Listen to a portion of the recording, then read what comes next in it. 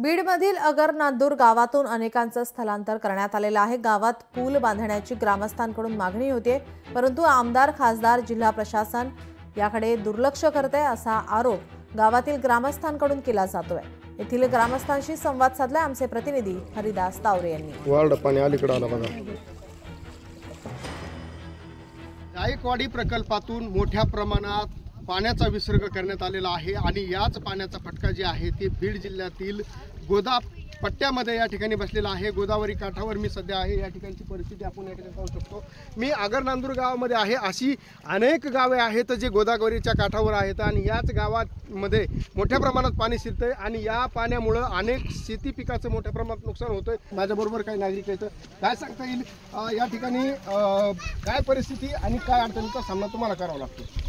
संपूर्ण आगर नांदूर गाव माझ्यावर पूर्ण पाण्याखाली आहे आणि पाण्याखाली असून आम्हाला आतापर्यंत शासन असेल, प्रशासन असेल, कुठल्याही शासनाचा प्रशासनाचा आमच्याकडे माणूस आतापर्यंत तरी आला नाहीये किंवा आम्हाला कुठली विनंती पण केलेली नाहीये।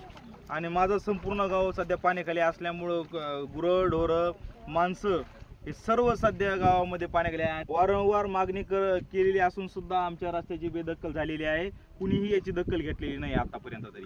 कुणी काय लक्ष आमच्याकडे देत आहे? आज परिस्थिती इतकी बिकट आहे की आम्हाला गावात जाता येत आणि बाहेर येता येत नाही। गावातले गावात, बाहेरले बाहेर, इतक्याले पाणी 10-10 फूट पाण्यातून यावं लागतंय। जाण्याची फार बिकट परिस्थिती आहे। लवकरात लवकर शासनाने हे पूल करणं फार महत्त्वाचं आहे। पुलाचा प्रश्न जर मार्गी लागला असता गेल्या 20 वर्षात तर आज ही परिस्थिती या ठिकाणी पाहायला मिळाली नसती, कारण कमीत कमी जे नागरिक आहेत हे तरी सुरक्षित स्थळी निघले असते। अशी परिस्थिती या ठिकाणी पाहायला मिळते। हरिदास तावरे, लोकशाही मराठी, आगर नांदूर, बीड।